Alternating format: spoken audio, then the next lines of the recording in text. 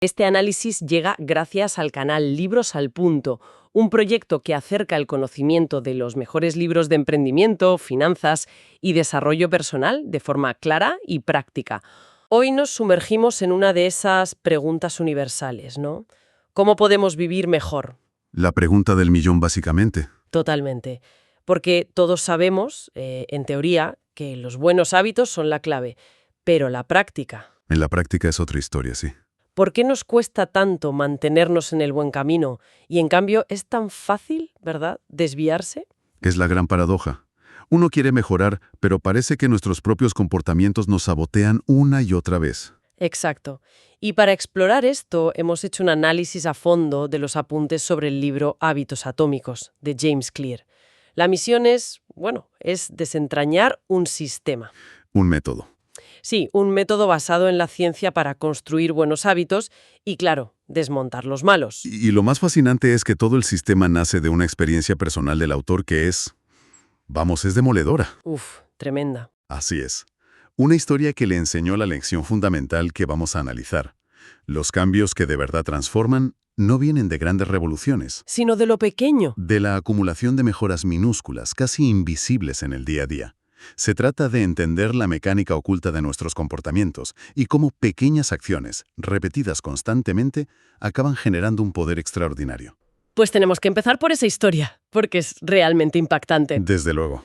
James Clear, en el último día de su primer año de bachillerato, sufrió un accidente terrible. Un compañero estaba haciendo un swing con un bate de béisbol, el bate se le escapó Y le golpeó en plena cara. en plena cara. El impacto fue brutal, casi letal.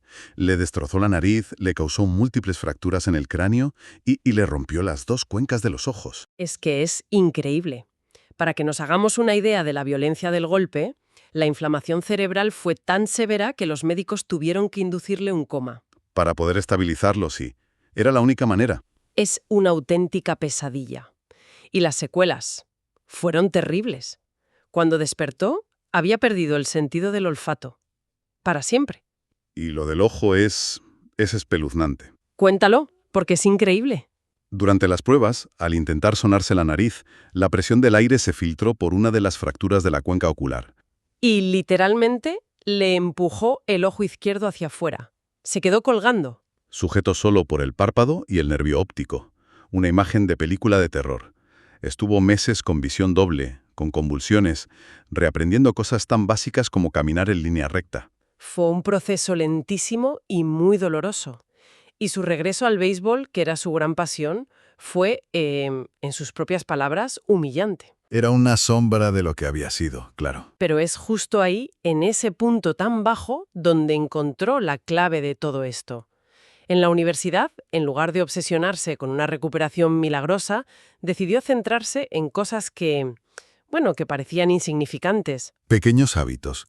Cosas que podía controlar sin excepción. Se propuso irse a dormir a una hora decente cada noche. Algo tan simple. Mantener su habitación impecablemente limpia y ordenada. Y empezar a levantar pesas un par de veces por semana, aunque al principio apenas pudiera con el peso. Y aquí está el núcleo de la idea. Esos hábitos, por sí solos, parecen triviales. ¿Qué más da tener la habitación ordenada, no? Claro, pero él descubrió que, mantenidos durante meses y años, se convirtieron en la base de su recuperación. No hubo un momento eureka, ¿no? Fue una evolución gradual, una larguísima serie de pequeños triunfos. 6 años después de aquel accidente, no solo estaba recuperado, sino que fue elegido el mejor atleta masculino de su universidad. Su historia es la demostración perfecta de su concepto central. Los hábitos son el interés compuesto de la superación personal. Me encanta esa analogía. Es que es perfecta. Al igual que el dinero se multiplica con el interés compuesto, los efectos de nuestros hábitos se multiplican con la repetición. Un pequeño hábito no parece hacer mucha diferencia en un día concreto. Pero el impacto a lo largo de meses y años es enorme. Exacto. Y aquí es donde se pone realmente interesante, porque este principio se puede aplicar a cualquier cosa. El caso que se cita del equipo de ciclismo británico es espectacular. Una pasada, sí. A ver, durante casi un siglo fueron el epítome de la mediocridad. Desde 1908 solo habían ganado una medalla de oro olímpica. Su rendimiento era tan lamentable que una de las principales marcas europeas se negó a venderles bicicletas. Por miedo a que asociaran su marca con el fracaso. Eran un chiste en el mundo del ciclismo, hasta que en 2003 contrataron a Dave Brailsford como director de rendimiento. Y Brailsford no llegó con una fórmula mágica, sino con una filosofía. Una que él llamaba la agregación de ganancias marginales. La idea era simple, casi obsesiva: mejorar un 1% en cada pequeño aspecto imaginable del ciclismo. Y cuando decimos cada aspecto, es literal. Empezaron por lo obvio. Rediseñaron los asientos para que fueran más ergonómicos, probaron diferentes tejidos en un túnel de viento. Aplicaron alcohol a las ruedas para mejorar la tracción. Lo normal, en la élite. Pero la verdadera genialidad estaba en ir mucho más allá. Buscaron el gel de masaje que permitía una recuperación muscular más rápida. Contrataron a un cirujano para enseñar a los ciclistas la forma correcta de lavarse las manos para minimizar resfriados. Probaron docenas de almohadas y colchones hasta encontrar la combinación perfecta para el descanso de cada atleta. Es increíble. Incluso llegaron a pintar de blanco el interior del camión del equipo. Espera, pintar el camión, eso suena casi obsesivo. ¿De verdad una mota de polvo puede marcar la diferencia? A ese nivel de competición, sí. La idea era que si el interior era de un blanco impoluto, podían detectar hasta la más mínima partícula de polvo. Que pudiera afectar a la mecánica de alta precisión de las bicicletas. Exacto. Individualmente, cada uno de estos cambios es casi imperceptible, pero juntos, Juntos, el efecto fue demoledor. totalmente. Los resultados son increíbles. Solo 5 años después, en los Juegos Olímpicos de Pekín 2008, el equipo británico arrasó. Se llevaron el 60% de las medallas de oro en ciclismo. Y esa racha continuó. En la década siguiente ganaron 178 campeonatos mundiales, 66 medallas olímpicas y paralímpicas y 5 Tours de Francia. Todo por sumar cientos de mejoras del 1%. La matemática detrás de esto es lo que sorprende. Es que es alucinante. Si consigues mejorar un 1% cada día durante un año, al final no eres un 365% mejor. Eres 37 veces mejor. Por el efecto compuesto. A la inversa, si empeoras un 1% cada día, tu rendimiento se reduce prácticamente a cero. Vale, entiendo la matemática, el poder del 1%, pero seamos sinceras, ¿es realista esperar una mejora del 1% cada día? Es una muy buena pregunta. La vida no es así. Hay días de estancamiento, días malos, en los que incluso retrocedes. ¿Cómo encaja eso en el modelo? Es una objeción muy importante, claro. La idea no es una mejora literal y matemática cada 24 horas. Se trata de la trayectoria. De la tendencia. Eso es. Habrá días buenos y malos, pero mientras el sistema general te incline hacia una tendencia de mejora del 1%, el efecto compuesto seguirá funcionando a tu favor a largo plazo. Lo importante es que tus hábitos te mantengan en el partido, incluso en los días malos. Eso tiene más sentido. Pero aún así, la realidad es que la mayoría abandonamos. Yo misma lo he hecho. Te matas en el gimnasio durante un mes, la báscula no se mueve un gramo, y lo dejas. Es increíblemente frustrante. Totalmente. ¿Por qué pasa eso si el trabajo se supone que se está acumulando? Has dado con la clave de por qué fracasamos. El material lo explica con un concepto fundamental: la meseta de potencial latente. Y usa una analogía perfecta. A ver. Imagina un cubo de hielo en una habitación que está a 4 grados bajo cero. Lentamente empiezas a subir la temperatura. 3 bajo cero, 2 bajo cero, 1 bajo cero. Y no pasa nada. El cubo de hielo sigue ahí sólido como una roca. Exacto. Has estado aplicando energía, has estado trabajando, pero aparentemente sin ningún resultado visible. Pero en cuanto la temperatura sube 1 grado más y llega a los 0 grados, El hielo empieza a derretirse. se produce el gran cambio. Y ese último grado no fue más importante que los anteriores. Fue la suma de todos ellos la que desató la transformación. Es una imagen muy potente. O sea que el trabajo no se desperdicia, se almacena. Se acumula. Nuestro problema es que esperamos un progreso lineal y visible desde el primer día. Pero los resultados más impactantes de cualquier proceso acumulativo siempre se retrasan. Y ese desfase crea lo que el autor llama el abismo de desilusión. Exacto. Es ese punto en el que llevas semanas esforzándote sin ver frutos y piensas, esto no funciona, y abandonas. Justo antes de que el hielo empiece a derretirse. Y esto nos lleva a una de las ideas más radicales que se proponen. Para superar ese abismo hay que olvidarse de las metas y enfocarse en los sistemas. Un momento. ¿Me estás diciendo que las metas no sirven para nada? No, no exactamente. Toda la vida nos han dicho que nos fijemos metas SMART, que tengamos objetivos claros, hay que tirarlas a la basura. No es tirarlas a la basura, pero sí cambiar su rol. A ver, las metas son útiles para marcar una dirección, pero es el sistema el que garantiza el progreso. ¿Vale? ¿Diferencia entre meta y sistema? La meta es el resultado que quieres obtener, ganar un campeonato. El sistema es el proceso que sigues para llegar ahí. Cómo entrenas cada día, cómo te alimentas, cómo descansas. Entiendo. Obsesionarse solo con la meta tiene, según el material, 4 problemas fundamentales. A ver, ¿cuáles son? Primero, ganadores y perdedores tienen las mismas metas. En unos Juegos Olímpicos, todos los atletas quieren la medalla de oro. Claro. La meta no los diferencia. Lo que los diferencia es el sistema de entrenamiento que los ha llevado hasta allí. De acuerdo. Ese es un buen punto. Siguiente. Segundo, alcanzar una meta es solo un cambio momentáneo. Tu meta puede ser limpiar tu habitación desordenada. Lo consigues y durante un día la tienes limpia. Pero si no cambias el sistema, Los hábitos desordenados que la crearon. En una semana volverá a estar igual. Has tratado el síntoma, no la causa. me siento personalmente atacada por ese ejemplo. El tercero. Tercero, las metas restringen la felicidad. Caemos en la trampa del seré feliz cuando. Cuando pierda 10 kilos, cuando consiga el ascenso, cuando termine la carrera. Exacto. Condicionamos nuestra felicidad a un hito futuro, lo que nos impide disfrutar del proceso. Y el cuarto problema es que las metas pueden crear un efecto yo-yo. El ejemplo clásico es el corredor que entrena meses para un maratón. ¿Qué hace después de cruzar la meta?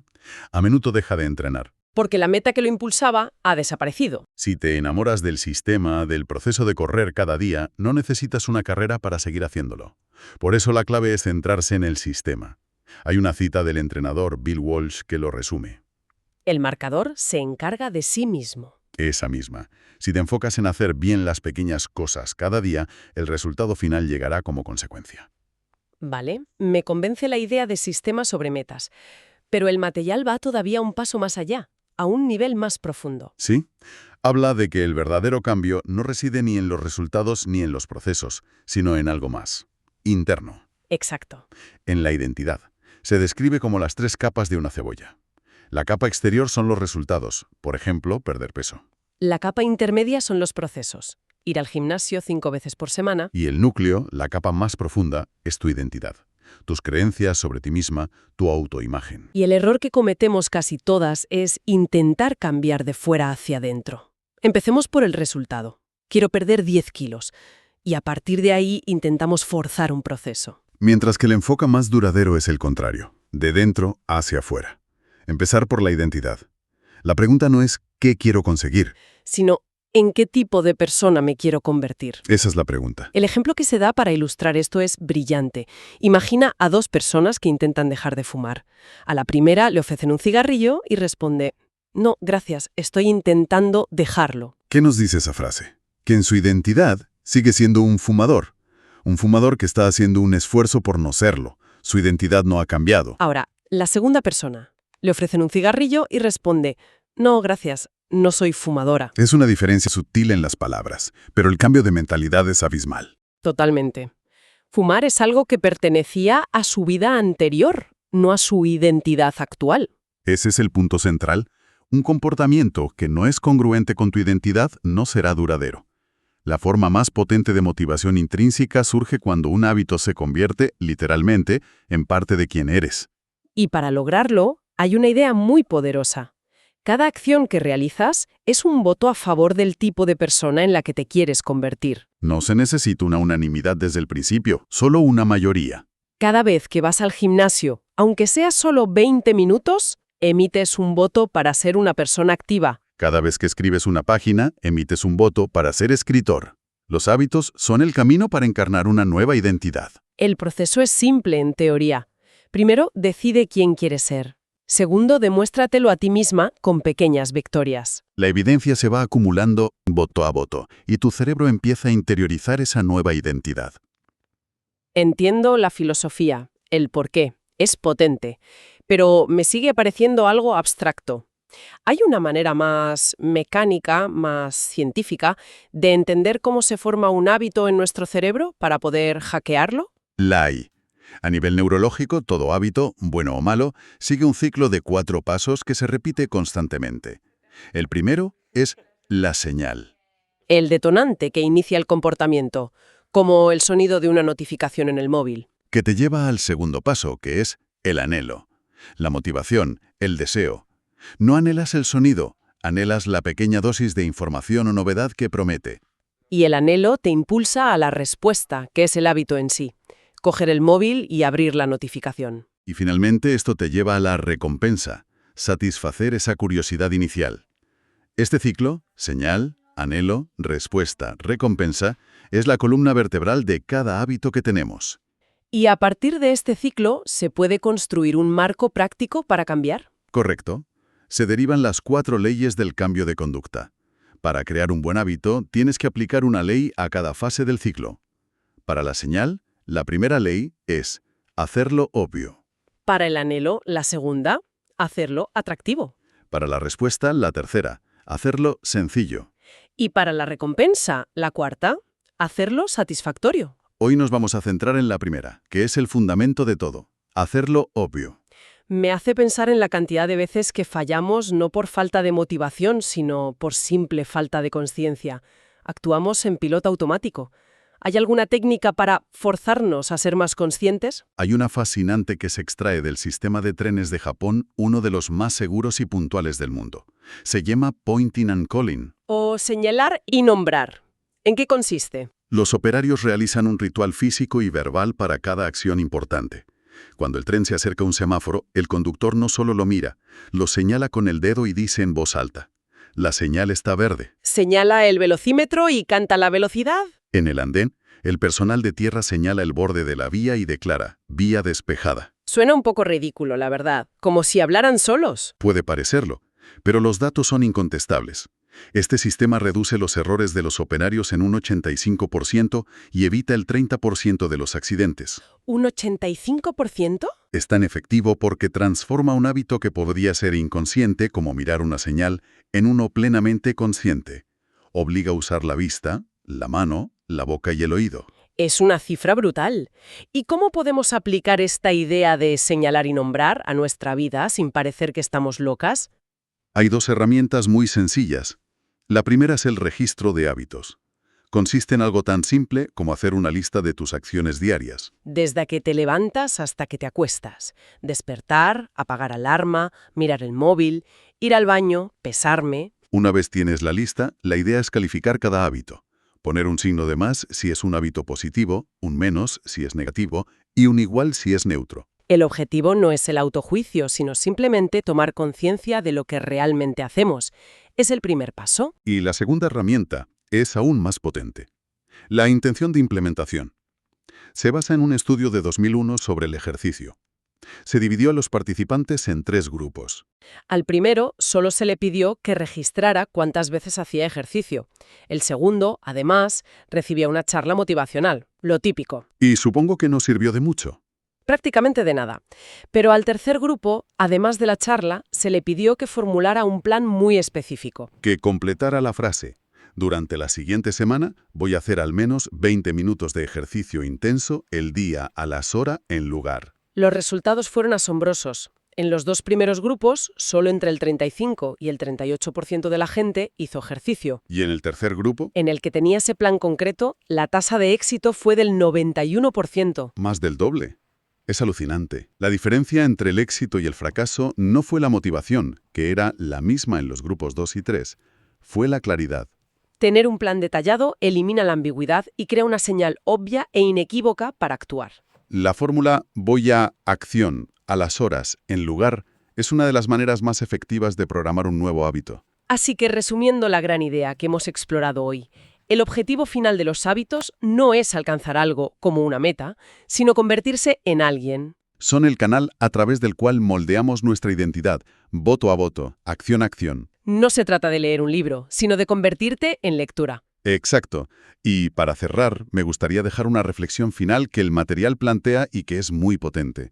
El texto afirma que no nos elevamos al nivel de nuestras metas, sino que descendemos al nivel de nuestros sistemas. Uf. Así que la pregunta que podemos hacernos es: Si nuestros sistemas actuales, nuestros hábitos diarios, se mantuvieran exactamente igual durante los próximos 5 años, ¿qué trayectoria futura estarían construyendo para nosotros? ¿Nos gusta el destino al que nos llevan?